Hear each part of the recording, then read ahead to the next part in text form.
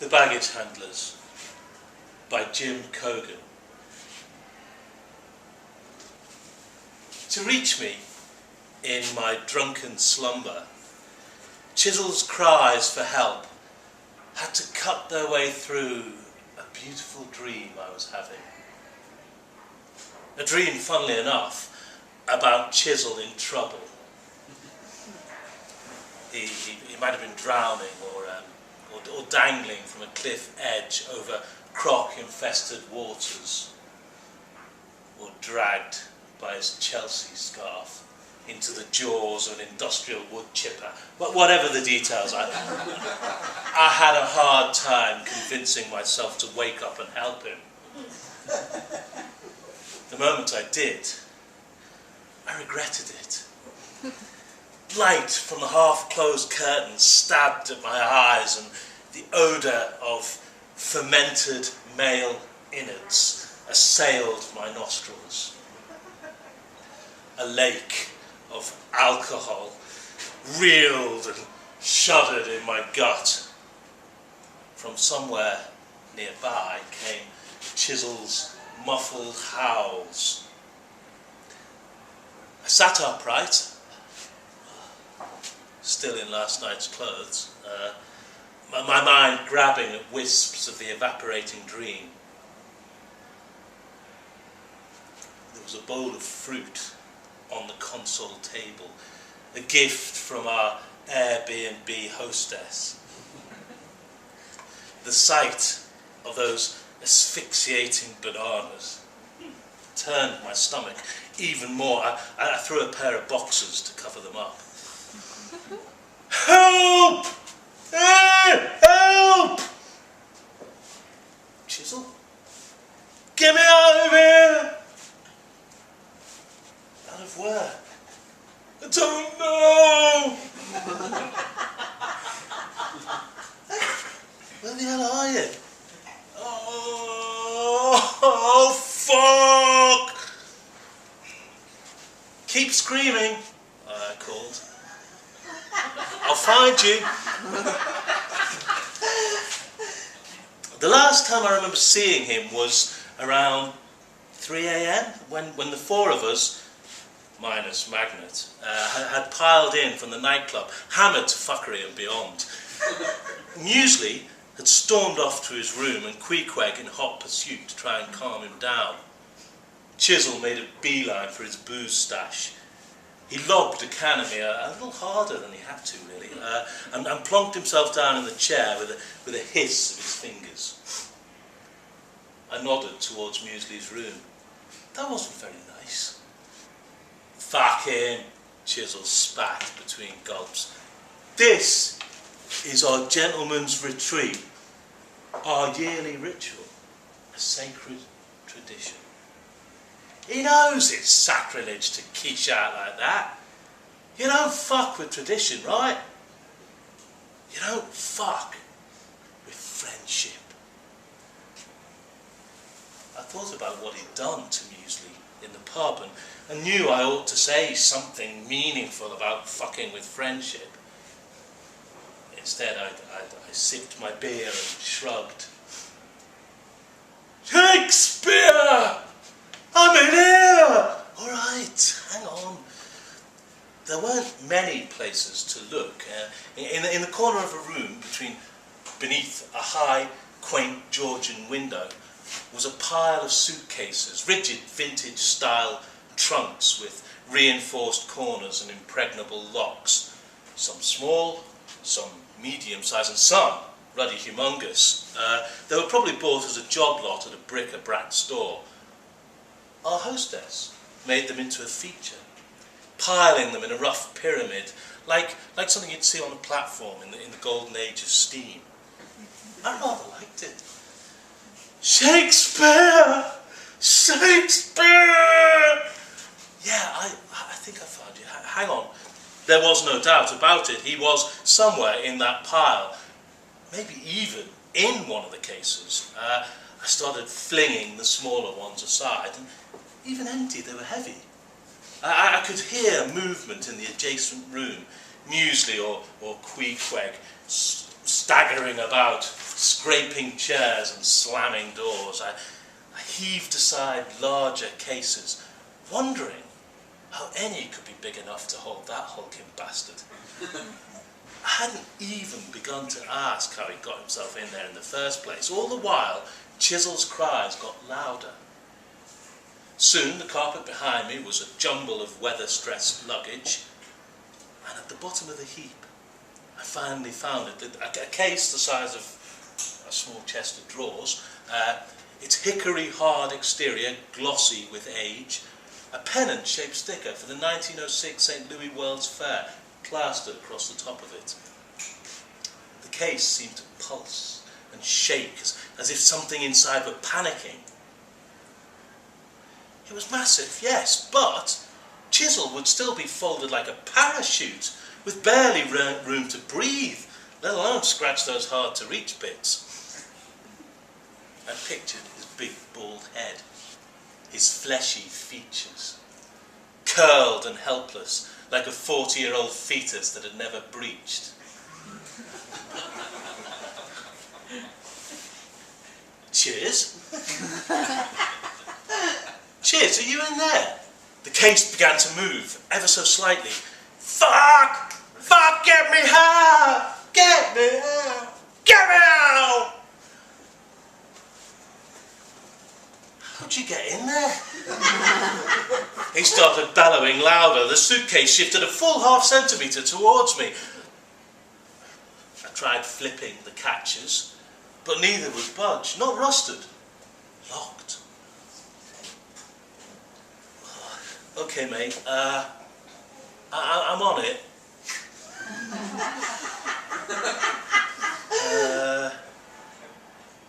Jesus, mate, what the fuck? Queequeg was standing in the doorway, light from the hall bouncing off his tattooed, riddled torso. Are you responsible for this? I demanded. Responsible for what? Someone locked Chisel in a fucking suitcase. Who did? I've no idea. Locked! Shrieked Chisel through the leather. What do you mean, locked? Queequeg and I shared a look. Muesli? But no! We shook our heads in unison. Where's Magnet? Asked Queequeg. Pulled last night, didn't he? Jesus, what a twat, said Queequeg. His eyes narrowed. So, when did this happen? I don't know, sometime in the night, I suppose. What, in here? Without you noticing a thing? That's right, fuckstick. Without me noticing a thing, I was shit-faced, remember? We all were. Okay, sorry, he sighed. How are we going to get him out? Dunno. Can't find the key. The leather's like rhino hide. Wait for it. Wait for it. Don't worry, said Queequeg. I'll get me multi-tool. Yeah, you get your multi-tool. He ran off like a happy pup. I put on my trousers and went in search of Muesli, wondering whether Chisel might actually have locked himself inside the suitcase, just to give Queequeg an excuse to use his precious multi-tool. Like he's that good a mate. In the kitchen, Muesli was already dressed, sitting Pilates straight at the table, tucking into his namesake. He has this way of pivoting the spoon, slender wrists gliding the spoon towards his mouth, like a shuttle docking in a space station. He's the only one of us that has a full head of hair. Not one of them's grey. You've got to see this, I said. When we got to the bedroom, Queequeg had already harpooned himself several times in the hand, each time with a different blade. And chisel was still in the case.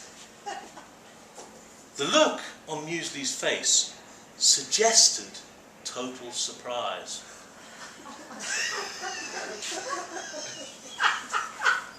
Was he even physically capable of stitching up a deadweight chisel?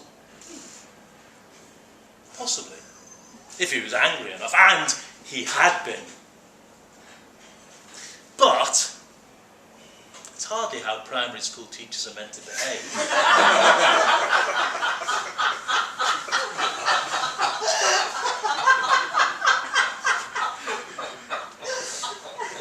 Queequeg held up a blood-smeared spike of metal. I made a breathing hole. From inside the case came a noise like seawater being sucked into a cave.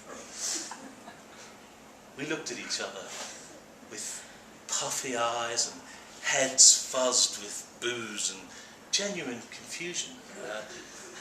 The evening had escaped me shortly after sitting down with Chisel. I couldn't remember going to bed. Queequeg and Muesli had probably carried on drinking side by side in their twin cots before passing out. Surely none of us were capable of this. And yet, any one of us could have done it.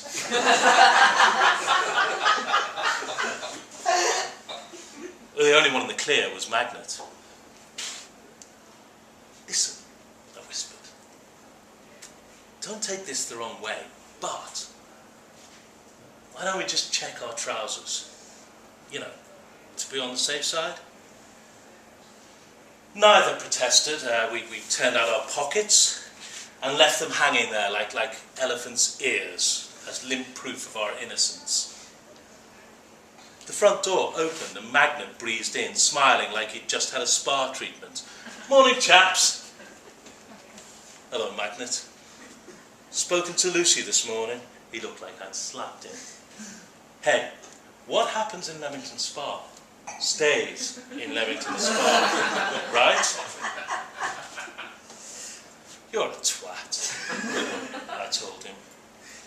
He looked away and nodded with genuine remorse. To cheer him up, Muesli told him about Chiz.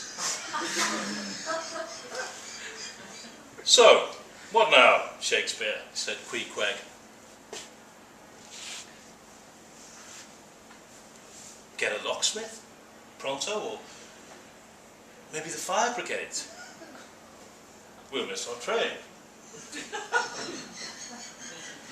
Yeah, said Magnet. And the thing is, Lucy will be rather hurt if I'm late for this do at her parents'. From inside the case came a high-pitched cackle.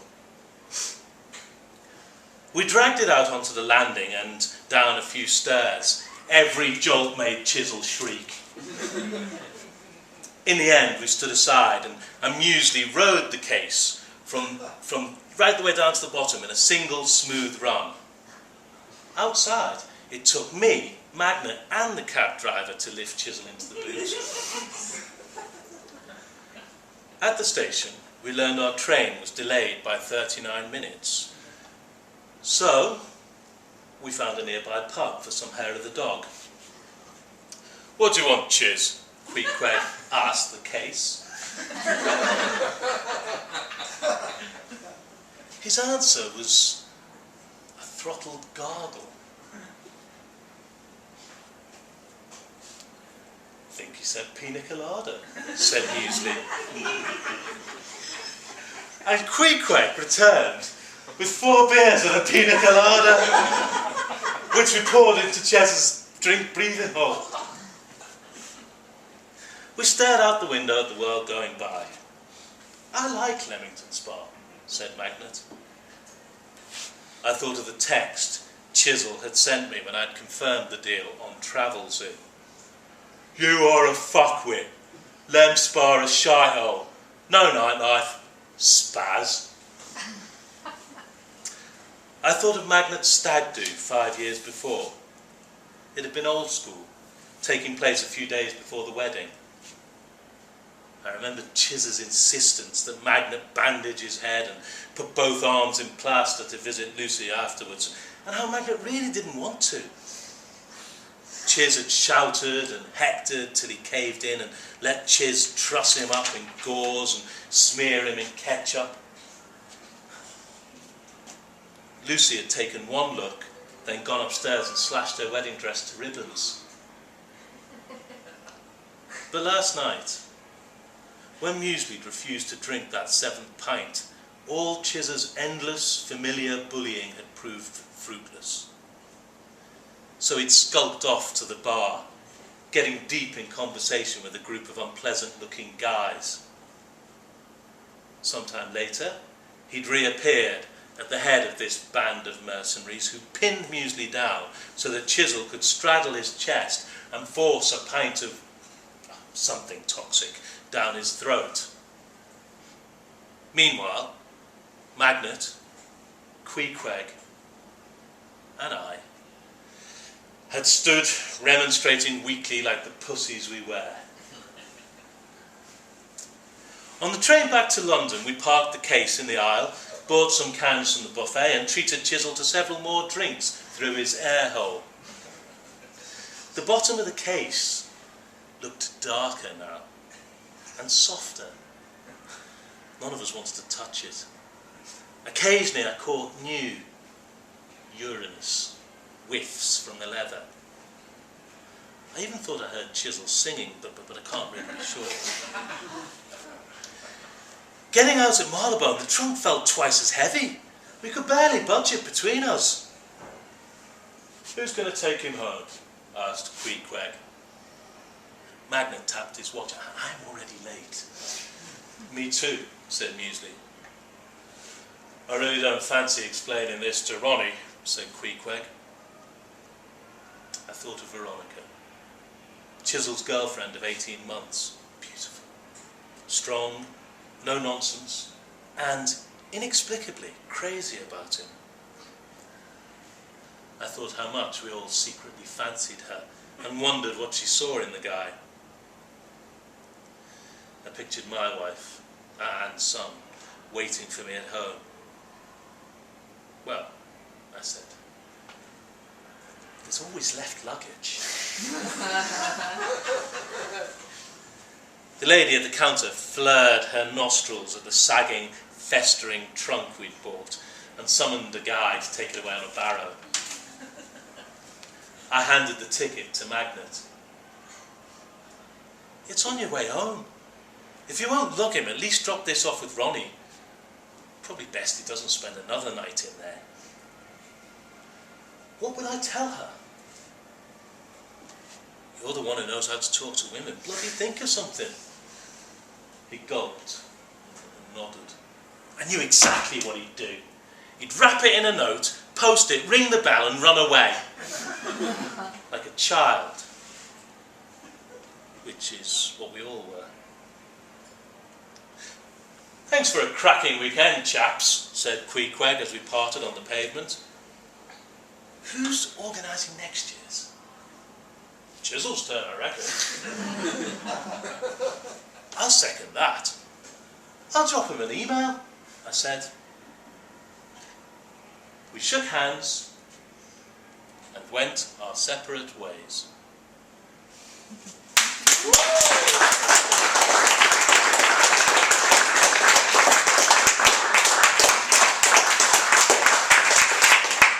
Thank you, Ray.